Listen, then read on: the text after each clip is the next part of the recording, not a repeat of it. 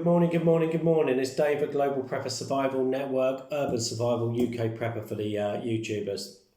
I'm doing this video today for my group and for the YouTube. So it's kind of, it's basically an information post video, like a vlog that I've heard of. It's a new word to me, but so basically it's going to be different to what I've been doing. Like the urban survival, the woods, basically gear testing and stuff like that. That's still going to go on. Yeah, I've got loads organised. So, but once a week I'm going to do an information post like today. See what you think of it. I'd like your feedback to see if it's something that people would be interested in. I mean, I know it's listening to me for 20 minutes, but you never know. You might pick something up that you don't know. Okay, right. Today, my first subject of this is the reasons why we prepare and should we prepare. Okay, I started preparing years ago because literally I knew that something could go wrong at any time. You know, it's like I think I'd be very complacent to think it couldn't. So I started preparing. Most of the stuff I prepare for is civil unrest, stuff that's going to affect my family immediately and my friends. So, yeah, so everyone's different. Everyone prepares something different. Right, so I've got a list here of stuff that I've compiled and information, and I'm going to share this list with you and obviously just go through these subjects very quickly and give you an idea of why we should or should we at all prepare for these certain things. Right, the first one I've got, and actually people prepare for this, is alien invasion. Should you prepare for alien invasion? If it floats your boat, yeah. I mean, if you believe there's aliens and they're going to invade us, then prepare for it. I personally, it's not at the top of my list, so, you know, so that's at the bottom of my list. But yeah, these are no apparent order, by the way. So when I say it's at the bottom of my list, and I say, but you get what I say. Right, so anyway, so I've got civil disorder, something very likely in today's society, especially with what's going on in the world. Contamination of the water supply, very unlikely because it's monitored and it's safety checked and stuff like that, but not impossible. You know, I don't think anything is impossible, really. Right, depression or recession. Again, after this pandemic, the economy, it's a big possibility. Again, we've had it before, no doubt we'll have it again. Right, disease. Disease is a big possibility. I mean, our medical care nowadays is supposed to be one of the best in the world. You know, we have antibiotics and stuff nowadays, so disease is quite unlikely, but a possibility. It depends your definition of a disease. Right, and then we have the weather problems. Weather is always unpredictable. Even Mr. Michael Fish or whoever it used to stand there and predict the weather, but they're hardly ever right, let's be honest. It's like, but I mean, when we say extreme weather, I'm on about like things like drought, earthquake, flooding, hailstorms, global warming, global cooling, tsunami, tornadoes, volcanic eruptions, mudslides, sinkholes, snow, extreme weather of any type. This is a big possibility. And if you're in the areas where this happens, I'm lucky because I'm in the UK and all it does is rain. And then for a week, you'll get extreme sun to the point of death and then it'll rain again. So we pretty much had to prepare for a week of hot weather and the rest of it's rain. Most places don't even get snow nowadays, strangely. Okay, yeah, so what else have we got on the list? We have got economic collapse, which again is a possibility, goes with recession and stuff like that.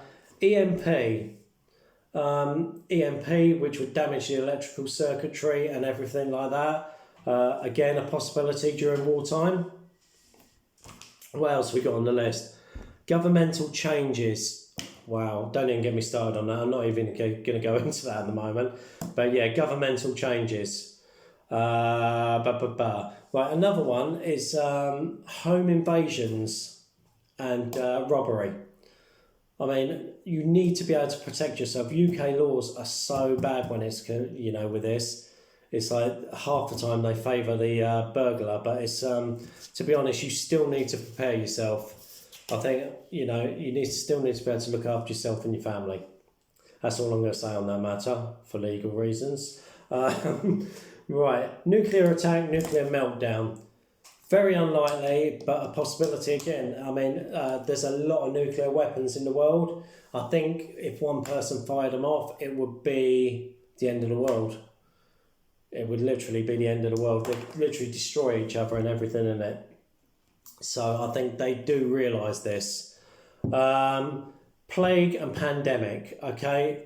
As you're seeing at the moment, these things, no matter what your opinion of it, it's affected you in one way or another, whether whether you've had this, whether you've been affected, you're out of work because of it, you have to wear a mask when you go out. It affects you, whether it's mentally, physically, or financially.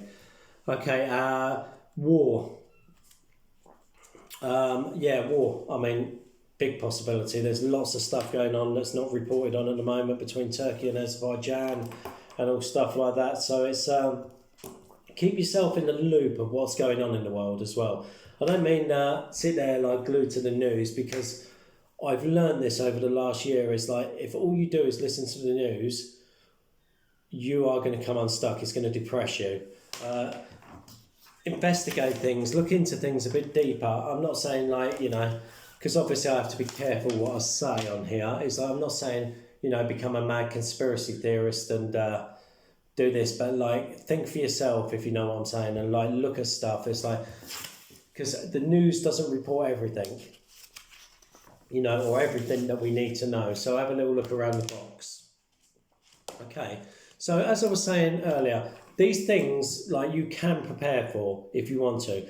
My suggestion is write a list, like I have. Write a list of the things that you want to prepare for, okay? And then list their importance, okay? Because prepping can be really expensive. It can work out really expensive to get the right equipment and stuff like that, and know how to use the equipment as well. There's no point in having all the equipment if you haven't got a clue how to use it. Go out and test it. It's I've done it before, and I will be doing a video on YouTube about it. It's getting if you've got NBC gear, right?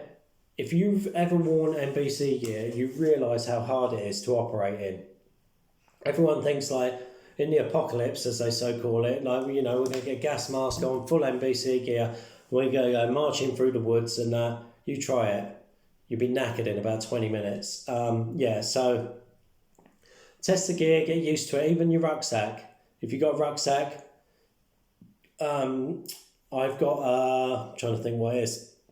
It's 75 litre rucksack, weighs about 26 kilos, but I know in that I can walk about 40 miles with it. I'd have a break in between, obviously. 20 miles a day, 2 days, 40 miles. That's even hill walking, big elevations and stuff like that. And I'm not super fit, but it's I need to be able to do that, because if I need me and my family to get out, I need to be the mule. I need to carry a lot of stuff. So I've had to adapt to that and learn how to do that. So basically learn your equipment and learn how to use it. Know what it's for, use the right equipment. It's and expensive isn't always better. Most of the time it is, but it's not always better, because you get a lot of gear snobs, like I say, they go and spend £2,000 on a load of equipment, and it's stuck in a shed. They never know how to use it, and when the shit hits the fan, it's literally, they'll be knackered. They'll be sitting there an hour learning how to put a tent up. So also with this, the reasons why we prepare is make sure that what you prepare for, have a plan. Basically what I'm trying to say is so for instance, if we have we have a drought, okay, have a plan of what you're going to do. So write on your list number 2 on my list of importance is a drought. So if we go without water, to me it's number 1, because it's without water you're dead. But it's what you go do. Do you have water filtration systems? Do you have access to water? Are you storing water? It's think outside the box and literally make sure you have everything you need. Your urgents are food and water, and any medication that you take or need to survive. So it's next time we do this video log thing, this vlog, don't know if I like that word, but we shall go into equipment, what we're going to store at home. I'll go through what I store at home. I'll go through what you should store at home, the right amounts of food, nutritional value, and the water ways to purify water and ways to store food and water and medications. And we're going to go through that on the next video. So these videos are going to take about 20 minutes, but there's going to be different subjects. Okay, so that's what we're going to be doing on the next one. We're going to be doing about equipment, food and water that we need. This is bugging in, okay? Bugging out will come at a later date. Okay, but like I say, have a plan. Right, what else have we got here?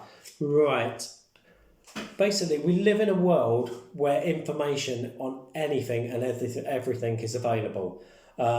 Use it. I mean, get yourself books on information. The internet's there. It's like you can find anything at the moment. If an EMP struck and the internet went down, make sure you got books.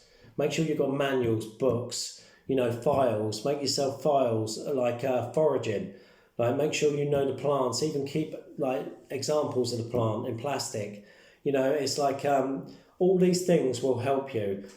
And you don't need a lot of money to prepare. You can do it on a budget. So this is another thing we're going to go through. I'm also going to do. We're going to do this week, which is the reasons why we prepare and should we prepare. And of course, we should prepare. If you don't, you're being complacent. You need to have some sort of backup. Next week, we're going to do bugging in and literally the equipment, food, water and supplies you're going to need and the amount of time that you're going to need it for.